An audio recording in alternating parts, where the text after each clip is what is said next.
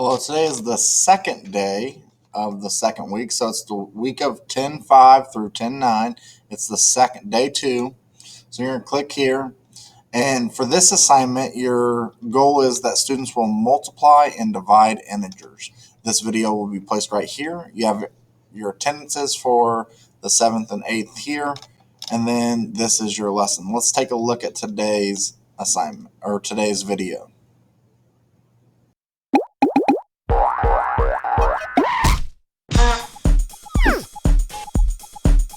Hi, welcome to Math Antics. In our last video, we learned how to add and subtract integers.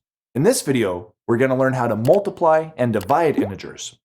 The good news is that multiplying and dividing integers is easier than adding and subtracting them.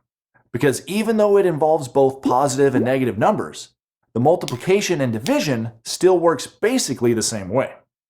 As we learned in our video about negative numbers, the negative numbers are like a mirror image of the positive numbers on the number line. Each number on the positive side has a negative counterpart on the negative side. There's a 2 on the positive side, and there's a negative 2 on the negative side. There's a 5 on the positive side, and there's a negative 5 on the negative side, and so on. Realizing that can help us understand that negative numbers are just like positive numbers, but they have a negative factor built into them. For example, think about the number 3 for a minute. Do you remember when we learned about factors? We learned that 1 is always a factor of any number. And that's because multiplying by 1 doesn't change a number. 3 and 1 times 3 are the same value. So if you have the number 3, you can factor out a 1 and you have 1 times 3. On the other hand, what if you have negative 3 instead? We could still factor out a 1 from it and nothing would change. You'd have 1 times negative 3. But because the number's negative, we could also factor out a negative 1. Doing that would give us negative 1 times 3. So one way to think about negative numbers is to imagine that they're just like positive numbers, but they always have a factor of negative 1 built into them. That means if you want to change a positive number into a negative number, all you have to do is multiply it by a factor of negative 1. 5 times negative 1 is negative 5.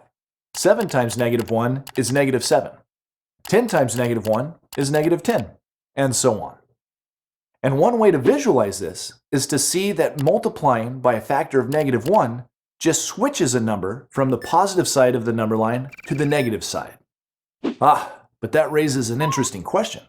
What happens if you multiply a number that's already on the negative side by a factor of negative 1? Like negative 1 times negative 3. Is that going to make it extra negative? Nope. In fact, it's going to do just the opposite. Multiplying a negative number by another negative factor is actually going to switch the answer back to the positive side of the number line.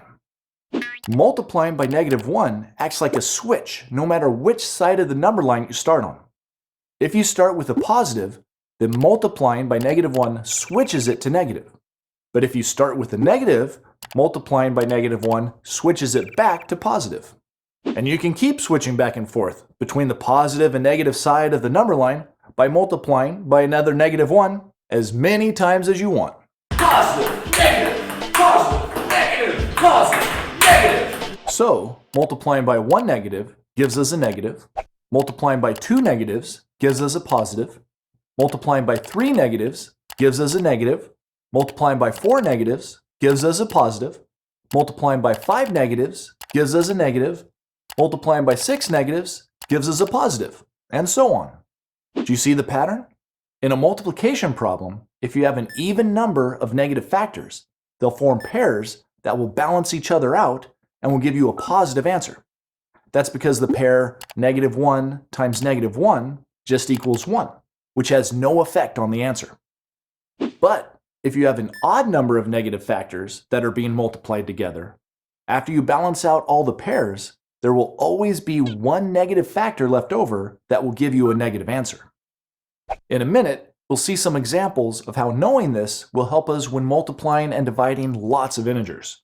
But first, let's look at the simple problem 3 times 5. We know that the answer is 15, but now, thanks to negative numbers, we know that there's 3 more variations of this problem that we need to learn how to do. This might seem a little complicated, but it's really not. That's because we're going to get the same number for the answer for all 4 problems. It's just that the sign of the answer, whether it's positive or negative, will be different depending on how many negative factors we're multiplying. Basically, when doing integer multiplication and division, you can just pretend that the negatives aren't there while you multiply or divide. And then you count up how many negative factors you have to figure out the sign of the answer. If there's an even number of negative factors, the answer will be positive.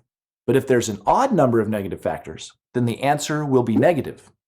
So, in the first problem, we don't have any negative factors. So our answer is just going to be positive 15, which we already knew. In the second problem, we have only one negative factor being multiplied, which means our answer will be negative 15.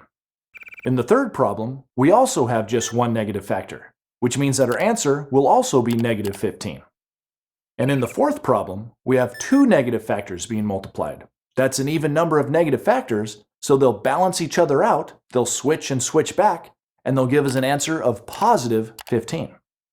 That's pretty easy, right? And the really great news is that because multiplication and division are so closely related, they're inverse operations, the rules about negative factors are exactly the same for division problems. For example, if you have the problem 8 divided by 2, shown here in fraction form, the answer is positive 4. But if you have 8 divided by negative 2, then there's one negative, so the answer is negative 4. Likewise, if you have negative 8 divided by 2, then there's still just one negative, so the answer will also be negative 4. But if both of the numbers you're dividing are negative, negative 8 divided by negative 2, then there's two negatives in the division problem, so the answer will be positive 4. And one way to see that a negative divided by a negative gives you a positive is to realize that if you factor out the negative 1 on the top and you factor out the negative 1 on the bottom, then you have a pair of common factors that you can cancel, just like you would if you were simplifying a fraction. Okay, are you ready for some more complicated examples? In these problems, we're going to be combining both multiplication and division. And the good news is that it doesn't matter whether a negative factor is being multiplied or divided. You still get to count it when figuring out if you have an even or an odd number of factors. How about this one? Negative 3 times 8 over negative 2. Well, on the top, negative 3 times 8 is going to give us negative 24, since 3 times 8 is 24, and there's only one negative factor. And then, negative 24 divided by negative 2 is going to be positive 12, since 24 divided by 2 is 12, and we have two negatives, which means our answer will be positive. Here's another good example. Negative 1 times negative 8 times negative 6 over the quantity negative 3 times negative 4. All 5 of the numbers are negative, and since that's an odd number of negative factors, we know that the answer is going to be negative. Watch and see. On the top, negative 1 times negative 8 is positive 8. Positive 8 times negative 6 is negative 48. And on the bottom, we have negative 3 times negative 4, which is positive 12. And then as the final step, negative 48 divided by 12 is negative 4. So it worked. Our final answer is negative because we had an odd number of negative factors. But what if we made one slight change to that same problem? What if we made one of the numbers on top positive instead of negative? Then we'd only have 4 negative numbers, which is even. So the answer should be positive 4. Let's see if it is. On the top, negative 1 times positive 8 is negative 8. Negative 8 times negative 6 is positive 48. And on the bottom, we have negative 3 times negative 4, which is positive 12. And then as the final step, 48 divided by 12 is positive 4, just as I suspected. So do you see what I mean? All the multiplication and division works the same. It's just that you have to figure out whether the answer is going to be positive or negative. And to do that, all you have to do is figure out if you have an even or an odd number of negative factors in the multiplication or division. If there's an odd number of negative factors, then the answer will be negative. And if there's an even number of negative factors, the answer will be positive. And remember, this process only works for integer multiplication and division. If you have a problem that also contains integer addition and subtraction, you need to do those operations using the rules we learned in the last video. As always, the way to get good at math is to practice. So be sure to work some integer multiplication and division problems to make sure you've got it. Thanks for watching Math Antics, and I'll see you next time. Learn more at mathantics.com.